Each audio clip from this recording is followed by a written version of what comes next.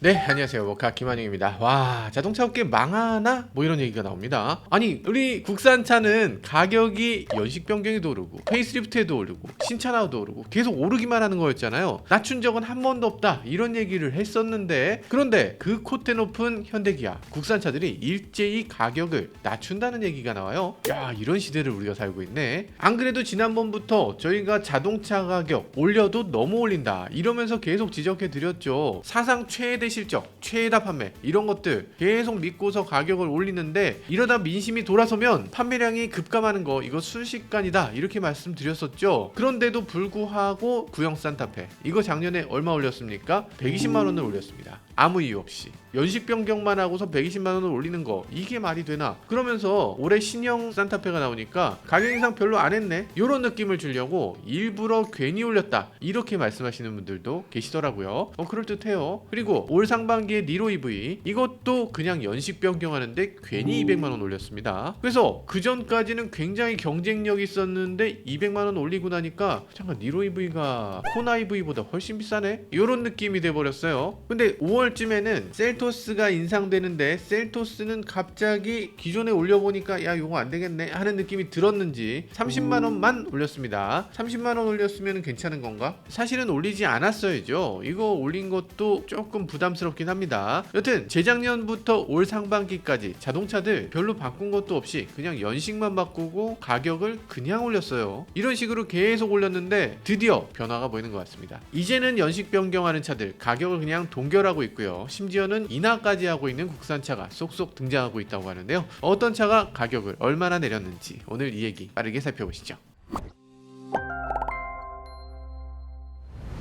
네, 여기 기사가 있습니다. 동아일보 기사를 보면요, 한국자동차 모빌리티 산업협회 카마에 따르면은 2018년 국내 소비자들 새승용차 평균 취득가액이 3,130만원이었는데 2019년에는 3,291만원, 이게 해마다 올라서 2022년에는 4,369만원까지 올랐다고 합니다. 아니, 승용차 전체 평균이 3,100만원이었던 게 불과 4년 만에 4,300만원이 됐다는 거예요. 4년 만에 1,230만원이 올라간 거야. 아니 이게 말이 되나? 이렇게 오를 수 있어요? 뭐 얘기는 있습니다. 전기차가 많아져서 그렇다. 그리고 큰 차를 선호하는 영향이 있다. 그런데 차값을 인상하는 것도 만만치 않죠. 아니 소나타 타던 사람이 갑자기 차값이 올랐다고 해서 아반떼로 내려가는 거 조금 부담스럽잖아. 많은 사람들이 그런 얘기합니다. 야 누가 칼 들고 압박해서 누칼협, 야 그러면 아반떼도 있고 뭐 K3도 있고 그런 차 사면 되지 누가 그랜저 사라고 했냐고, 이렇게 얘기하시는 분들 계신데, 그래도 그랜저 타다가 갑자기 아반떼 타기는 조금 뭐하지 않나 하는 생각이 살짝 들어요. 4년 동안 물가 인상률은 요 정도인데 물가 인상률을 훌쩍 뛰어넘는 그런 가격 인상을 볼 수가 있습니다. 자동차 값이라는 건 원래 쭉 오르는 거 아니에요? 생각할 수 있는데 아닙니다. 쭉 오르는 게 아니라 갑자기 급상승을 했어요. 언제 급상승했냐? 반도체 대란으로 출고가 늦어지는 시기. 그러니까 2021년, 2022년 이때는 계약이 막 증가하고 차가 오히려 공급이 안 됐던 시기. 그러면 그때 죄송합니다 하고서 가격을 좀 낮춰주든가 뭐 이렇게 해야 되는데,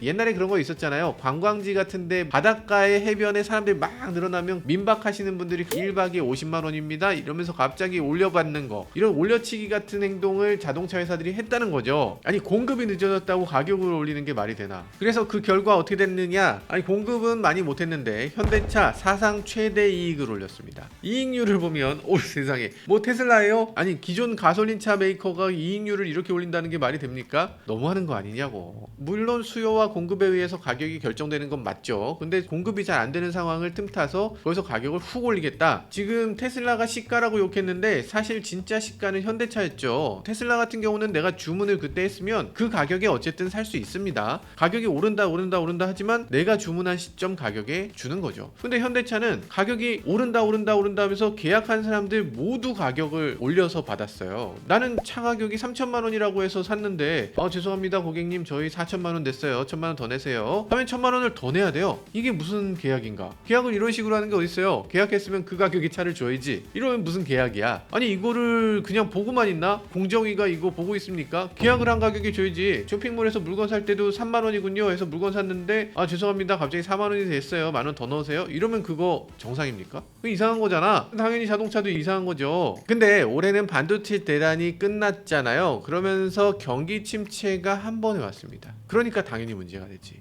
심지어는 7월에 개소세 인하 혜택도 종료가 됐어요. 그러니까 차량 가격이 더 크게 체감되는 거죠. 지금 가격이 엄청나게 오른 걸로 느껴집니다. 그렇게 국산차 판매 부진은 뭐 당연하다 뭐 이런 얘기도 나옵니다. 근데 수입차는 상대적으로 조금 여유가 있었어요. 알고 보면 수입차는 의외로 가격 변동폭이 큽니다. 테슬라 같은 경우는 전 모델에서 이전에 비해서 한 1000만 원 정도 가격을 낮췄죠. 특히 LFP 모델은 전에 없던 모델을 가져오면서 가격을 더 낮췄죠. BMW도 i4 가격을 1000만 원 이상 할인했고, 벤츠도 S클래스 1000만 원 이상 할인하죠. 뭐 EQS, EQE 이런 전기차 계열은 더 많이 할인하고, 어떤 분들은 그럽니다. 야, 내가 내 돈 내고 샀는데 산 차를 할인해주면 오히려 기분 나쁘기 때문에 할인 안 해주는 게 좋아, 이렇게 얘기하시는 분들도 계세요. 아니, 그런 논리는 말이 안 되지. 내가 비싸게 샀을지언정 딴 사람도 비싸게 사야 된다, 그런 논리는 뭐야. 그거 좀 이상하죠. 어쨌든 소비자잖아. 같은 소비자 입장에서는 조금이라도 싸게 살 수 있는 기회가 많아지면 좋은 거죠. 자기도 혜택을 볼 수 있고, 그러다 보면 가격이 거기서 맞춰지고. 그러니까 테슬라가 뭐 가격이 시가다 이러면서 막 가격이 오르락내리락 하는 거 막 욕하고 막 그랬는데, 욕할 일이 아닙니다. 가격이 여력되면 낮추는 게 맞아요. 그게 가능한 이유는 제조사, 수입사가 따로 있고, 그리고 이걸 판매하는 판매법인이 따로 있으니까. 판매하는 딜러사에서는 이걸 받아다가 가격을 조정하는 거죠. 전 세계가 다 그렇습니다. 딜러 체제라는 게 다 있어서 우리나라 현대기아차도 미국에 가면 가격이 딱 정해져 있질 않아요. 가격이 MSRP라고 해서 가격이 어느 정도 권장 소비자 가격은 있지만 실제로 권장 소비자 가격에 사는 사람은 아무도 없습니다. 무조건 그거보다 낮게. 정말 차가 부족했고 수요가 넘치는 작년 같은 시기, 재작년 같은 시기는 제조사가 내놓는 가격은 같지만 최종 딜러가 파는 가격은 천차만별이었죠. 이렇게 높아지는 경우가 그때 없진 않았지만 어쨌든 전체적으로는 제조사가 제시하는 가격보다 항상 낮게 이렇게 판매되는 게 대부분이죠. 예를 들어서 뭐 집행검 같은 거 이거 얼마예요? 그럼 선제시요 이렇게 하는 거랑 비슷한 거잖아. 약간 그런 느낌 아닙니까? 그래서 상대적으로 국산차는 가격에 대한 변동이 거의 없었는데, 오르기만 했는데 이제는 국산차도 수입차처럼 가격을 조금 낮춰줄 수 있다고 합니다. 자, 어떤 차가 얼마나 낮추는지 좀 더 자세히 보시죠. 가격 인하된 첫 번째 차, 아이오닉 6입니다. 국산차 판매량 지난 8월 달에 보여드리면서 가장 부진했던 자동차에 대해서 말씀드렸죠. 아이오닉 6가 가장 부진하다 이렇게 말씀드린 바 있습니다. 더 안 팔린 차도 있긴 있지. 근데 그건 노후된 차고, 이 아이오닉 6 같은 경우는 나온 지 1년도 안 된 신차인데 이 신차 판매량이 지금 한 달에 500대도 안 됩니다. 3개월 연속 400대 수준. 큰일 난 거죠. 근데 EV9도 이 정도인데 아니고요. 아이오닉 6 디자인 보면 약간 아쉽긴 하죠. 주행거리 때문에 실내 공간이 좀 좁아졌다 이런 얘기도 있고, 디자인도 야 이게 아무리 에어로다이나믹도 좋지만 디자인 너무한 거 아니냐 이런 얘기도 있습니다. 게다가 디자인에 뭐 덕지덕지 뭐가 많아 뭐 이런 얘기도 있고, 택시로 팔리니까 나는 안 사 이런 분들도 계신 것 같아요. 그럼에도 불구하고 싸면 팔립니다. 근데 아이오닉 6는 비싸. 아니, 아이오닉 6가 지금 아이오닉 5에 비해서 더 장점이 뭐가 있다고 더 비싸요? 가장 싼 모델이 5,600만 원입니다. 옵션 뭐 넣고 하면 6천만 원이 그냥 넘어가요. 보조금을 받는다고 해도 5천만 원 넘게 줘야 되는데, 이게 그랜저보다 비싼 차의 외관, 그랜저보다 비싼 차의 실내인가? 소나타보다 작은데? 그리고 이게 세단이에요? SUV예요? 세단도 아니고 SUV도 아니죠? 이거를 전기차라는 이유로 5천만 원 넘게 주고 산다. 예전 같으면 그럴 수 있었던 것 같아요. 이제 소비자들이 이걸 받아들일 수가 없죠. 그래서 안 팔리는 겁니다. 다른 여러 가지 이유들 얘기하지만 사실 그게 문제가 아닙니다. 가격이 문제예요. 자, 그래서 다행히 아이오닉 6 이번에 연식 변경하면서 가격을 낮췄습니다. 이렇게 얘기하면 또 에이 그럴 리가 있냐, 가격을 낮추기는 무슨, 가격은 놔두고 그 안에 옵션을 뭐 이렇게 해서 실질적인 가격 인하다 뭐 이런 얘기 할 거 아니냐 하실 텐데, 그런 것만 있는 건 아닙니다. 정말로 가격 자체를 낮췄어요. 총 3가지 트림이 있는데요. 가장 낮은 트림 익스클루시브 같은 경우는 가격 자체는 그대로입니다. 근데 추가된 편의 장치들이 있어요. 진동 경고 스티어링 휠, 뒷좌석 세이프티 파워 윈도우, 그러니까 버튼 누르면 오토매틱으로 끝까지 올라가고 중간에 뭐가 있으면 다시 열리고 이런 기능을 하는 거죠. 그리고 레인 센서 들어오고요. 전자식 룸미러도 기본으로 들어옵니다. 사실 이 정도 기능은 그냥 기본으로 들어 있어야 되는 거기 때문에 사실상 가격 인하라고 할 수 있어요. 근데 좀 웃기는 거는 이 정도는 원래 해줬어야지. 지금 5,600만 원짜리 차에 전자식 룸미러를 옵션으로 빼? 아니 그거 옵션으로 뺐을 때 얼마 더 받으시려고 그러세요. 이 정도는 그냥 넣어줘야지. 인간적으로 부품 나눠서 2가지로 만드는 게 더 힘들겠다. 익스클루시브 플러스 트림, 여기는 옵션이 더 많이 들어간 데다가 가격도 70만 원 인하했습니다. 현대차 분들 아주 잘하셨고요. 프레스티지 같은 경우는 가격 인하는 안 했습니다. 근데 보스 오디오를 기본으로 했네요. 좋은 결정이라는 생각이 듭니다. 자, 두 번째는요, 르노 코리아 QM6입니다. 자, 르노 코리아는 판매 부진이 이거 만만치 않죠. 정말 이거 어떻게 하나 싶은 생각이 들어요. 지금 월 2,000대도 못 파는 브랜드가 됐는데요. 다른 수입차 브랜드도 2,000대 넘는 브랜드 많죠. 뭐 테슬라까지 갈 것도 없어요. 벤츠, BMW, 아우디 뭐 다 2,000대 넘죠. 2,000대 못 파는 브랜드가 국산차 브랜드라는 게 이게 뭔가 말이 되는 건가? 수입차는 일단 가격이 높죠. 가격이 뭐 7천, 8천, 1억 넘는 차들도 많은데 그렇게 해서 2,000대를 팔아서 그걸 직원들 몇 명이나 돼요. 수입사 직원들 다 해봐야 뭐 한 100명도 안 되는 경우가 많은데 그러면 그거를 n분의 1 했을 때 각자 월급은 나오겠지. 근데 지금 르노 코리아는 공장을 돌리잖아. 르노 코리아 직원이 4,387명입니다. 월 2,000대를 팔면 한 대당 만약에 100만원씩 100만원 못 남기지. 100만원 못 남기는데 정말 한 대당 100만원씩만 남겨도 20억밖에 안 돼. 20억 갖고서 4,000명이 나누면 50만원이네? 세상에. 한 사람당 50만원씩밖에 못 남기는 거예요. 그 큰 공장 돌리고 그 큰 건물 돌리고 광고하고 딜러십 돌리고 이걸 다 하고서 지금 한 사람 앞에 50만원 월급 어떻게 주냐. 심각한 문제입니다. 일단 모델이 오래된 게 가장 심각한 원인이죠. 내년 하반기에 오로라 프로젝트 이제 시작된다고 하는데 그 첫 번째 모델이 내년 하반기에 나오니까 그때까지 마땅한 신차가 없어서 굉장히 어려움을 겪고 있다, 이런 얘기를 하고 있죠. 자, 프랑스에서 판매 중인 모델들 아니면 닛산의 모델들 이런 것들 좀 가져오면 좋을 것 같은데 르노 코리아가 아직까지 그런 모습을 보이지 않고 있어서 굉장히 안타깝습니다. 지금 있는 모델을 가지고서 1년을 버텨야 된다, 이런 상황이면 어떤 차를 이용해서 생존해야 되나, 이런 것들 고민하게 되겠죠. 당연히 QM6 LPE 모델 70만원에서 170만원씩 인하했습니다. 사실 QM6는 2016년에 출시했잖아요. 거기서 크게 바뀌지 않았기 때문에 개발비 충분히 다 뽑았을 것 같습니다. 벤형 화물차 QM6 퀘스트 모델 가격을 200만원 낮춰서 시작 가격을 2,500만원 이하로 맞췄네요. 야, 이것도 대단하다. 200만원을 어떻게 낮췄지? 그런데 지금 출시한 지 얼마 됐다고 지금 가격을 낮춰요? 처음부터 가격을 조금 낮췄으면 임팩트를 더 줄 수 있었을 텐데 약간 뜨뜻미지근하게 이렇게 낮추면은 좀 섭섭하죠. 근데 상품 가치는 있느냐? 지금 상품성 굉장히 좋다고 생각합니다. 왜냐하면 영업용 차량 중에서 이런 차가 없어요.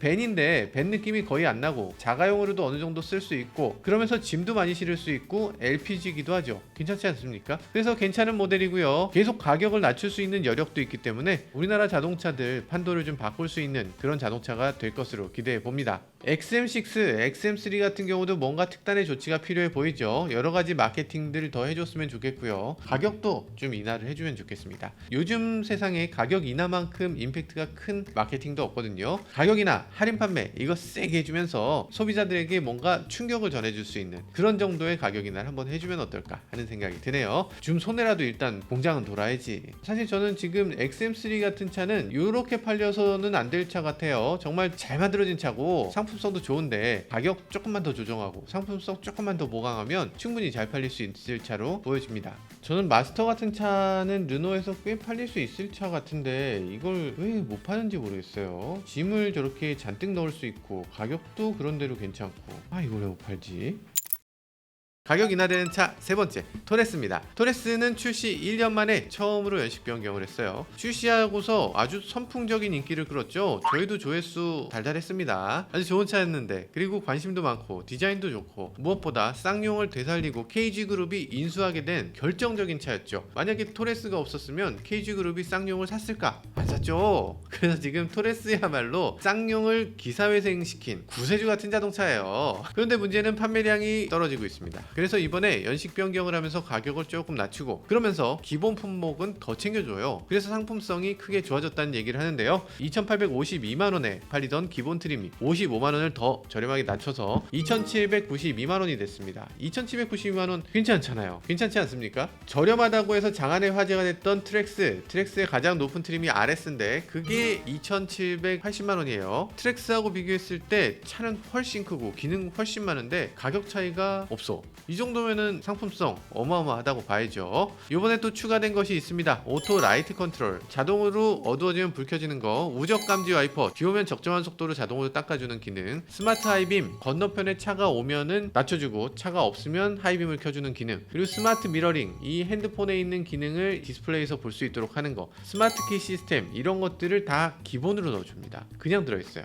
이건 실질적인 가격 인하라고 해도 말이 됩니다. 그리고 LPG 하이브리드도 요번에 네, 뭔가 바뀌었는데요. 기존의 LPG 하이브리드 하면 이게 뭔 소리야? 이게 왜 하이브리드야? 이러면서 정말 욕을 바가지로 먹었던 이름이었죠. 이제는 이름이 바이퓨얼이라고, 그러니까 LPG나 가솔린을 둘 다 쓸 수 있다라는 이름으로 다시 올바른 이름을 사용하게 됐습니다. 사실 하이브리드라는 말을 쓰면 이건 법적으로도 문제되는 거 아닌가? 아니, 하이브리드는 우리나라에서 자동차 분류법에 하이브리드가 있어요, 따로. 근데 그 하이브리드가 아니잖아. 근데 그렇게 쓰면 안 되지. 그렇게 쓰면은 저흰 가솔린 차인데 자동차 이름을 그냥 LPG라고 지었어요. 좋겠죠? 이런 거랑 같은 건데 말도 안 되는 거죠. 그 하이브리드 없어지는 게 당연하고, 이게 법적으로 뭔가 처벌 안 받은 게 이상합니다. 아무튼 이름은 바뀌었고요. 자, 시작 가격을 보면요, 55만원 인하했습니다. 3,127만원. LPG 하이브리드 같은 경우는 상대적으로 조금 더 비싸서 판매가 조금 주춤했는데 이번에 시작 가격을 조금 낮추면서 아마 판매가 훨씬 더 늘어날 것으로 기대됩니다. 그리고 겨울철에 헤드램프에 눈이 쌓이면 앞이 보이지 않는다, 이런 얘기가 있었잖아요. 그래서 그 앞에 그걸 막아줄 수 있는 헤드램프 커버를 별도로 제공하는데요. 근데 이 헤드램프 커버를 과연 사람들이 쓸까? 저 같으면 안 쓸 것 같아요. 사실 저는 이 눈이 쌓이는 부분에 대해서 인터넷에서 너무나 그게 과장돼서 이 앞에 헤드램프 쪽에 눈이 폭 쌓이고 하나도 안 보인다, 이런 식으로 얘기되고 있는데, 헤드램프 커버가 있어서 나쁠 건 없겠지만 한겨울에 여기 눈이 막 쌓이는 경우는 실제로는 거의 느끼기 어려운 아주 희박한 케이스이기 때문에 아마 요거 헤드램프 커버 붙이시는 분들은 거의 안 계실 것 같습니다. 어쨌든 커버를 제공한다, 약간 면피하는 느낌이 있죠. 자, 그리고요, 지난번에 이런 거 있었습니다. 안드로이드 오토와 애플 카플레이를 지원하겠다, 요거 출시 때부터 했었잖아요. OTA를 통해서 다 지원하게 하겠다 했는데 안드로이드 오토는 됐습니다. 이렇게 꽂으면 여기는 안드로이드 오토가 자동차에 떠서, 그래서 티맵이라든지 이런 것들을 자동차에서 볼 수 있도록 한다. 이거 굉장히 좋은데요. 애플 카플레이는 업그레이드로 안 됐습니다. 그 대신에 어댑터를 무료로 제공하기로 했어요. 어댑터를 이용하게 되면 무선으로도 돼요. 그래서 무선 카플레이가 되네, 이런 점에선 좋은 점이라고 할 수 있지만 별도 제품이 들어가면 여러 가지 얘기들이 있습니다. 지난번에 저희가 이렇게 무선으로 카플레이 적용할 수 있는 그런 제품을 한번 소개시켜 드린 적이 있는데, 소개시켜 드리고서 욕을 바가지로 먹었어요. 많은 분들이 불편하다 이렇게 말씀하시는 분들이 계시더라고요. 근데 그게 아마 이게 별도의 장치를 사용하게 되면 이렇게 매끄럽게 잘 안 되는 경우도 있는 것 같습니다. 아마 그런 게 있을 것 같아서 이렇게 매끄럽게 안 될 수도 있지 않을까, 뭐 그런 걱정도 살짝 되네요. 자, 전기차 버전인 EVX도 곧 판매를 개시합니다. 꽤 괜찮은 제대로 된 SUV가 4천만원대에 나온다, 그래서 정말 선풍적인 인기를 끌었던 그런 토레스 EVX였는데요. 근데 이거 가격을 더 낮춘다고 하는 소문이 있던데, 야, 그걸 더 낮추게 되면 도대체 경쟁사들 굉장히 충격받겠네, 이런 생각이 듭니다. 전기차가 대충 만든 것도 아니에요. 실제로 굉장히 잘 만들었습니다. 실내 공간 원래부터 넉넉했고요. 전도가 되면서 그 밖에 여러 가지를 향상시켰는데요. 일단 배터리 같은 경우는 73.4kWh 배터리가 들어가죠. 그렇게 큰 배터리가 들어가는데 가격이 그렇게 높지 않다는 거죠. LFP 배터리 덕분일 것 같은데 어쨌든 가격이 꽤 저렴하다는 거 아주 큰 장점이고요. 그런데 LFP 배터리면 무겁지 않을까, 그래서 주행거리 짧지 않을까 하는 얘기도 있었는데, 지금 주행거리 보면 433km입니다. 433km, 괜찮은데? NCM 배터리 자동차들 중에서도 탑 클래스예요. 이걸 어떻게 이렇게 했나 하는 생각이 들죠. 그럼에도 가격을 낮춘다는 거죠. KG 모빌리티 일단 소비자들에게 좋은 평가를 받을 수 있는 여러 가지 움직임들을 하고 있는 것 같아요. 내년 KR10이 나오게 되는데 그것도 또 기대되는 대목이네요.